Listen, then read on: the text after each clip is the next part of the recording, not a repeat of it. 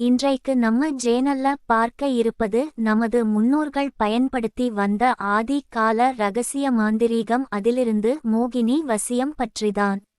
பௌர்ணமி நள்ளிரவில் ஆரம்பித்து இரவு 12 மணிக்கு மேல் தான் இந்த மந்திரத்தை உச்சரிக்க வேண்டும். அடுத்து வரக்கூடிய அமாவாசை வரை தினமும் இரவு 12 மணிக்கு மேல் 108 முறை இந்த மந்திரத்தை உச்சரித்து வாருங்கள். மோகினி உங்களுக்கு வசியம் ஆவாள். அதை நீங்களே உணரலாம். உங்கள் மேல் இருக்கும் சகல கட்டுகளையும் உடைத்து மோகினி உங்களுக்கு பாதுகாப்பாகவும் அன்பாகவும் வசியமாவார். அதன் பிறகு நீங்கள் மற்ற காரியங்களுக்கு நீங்கள் பயன்படுத்திக் கொள்ளலாம். மிகவும் எளிமையான முறை. தேவைப்படும் நபர்கள் பயன்படுத்திக் கொள்ளுங்கள். இதற்கான பூஜை முறைகள்: நீங்கள் ஆரம்பிக்கும் நாளிலிருந்து அமாவாசையில் முடிக்கும் நாள் வரை நீங்கள் முதல் நாள் ஏற்றி வைத்த தீபம் அடுத்து வரக்கூடிய அமாவாசை நாள் வரை தீபம் சுடர் விட்டு எரிந்து கொண்டே இருக்க வேண்டும். முறையில் மறவாமல் செய்து வர வேண்டும். நீங்கள் செய்கின்ற மோகினி வசியத்திற்கு படையல் உங்களது வசதிக்கு தகுந்தாற்போல் வைத்து கொள்ளலாம்.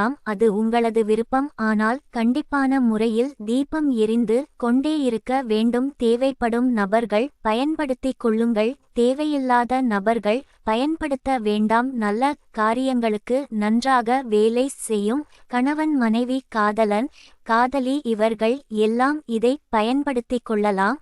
உங்களது குடும்பத்தில் சண்டை சச்சரவுகள் நீங்கி வாழ்க்கை சந்தோஷமாக இருக்கும். வாழ்த்துக்கள்.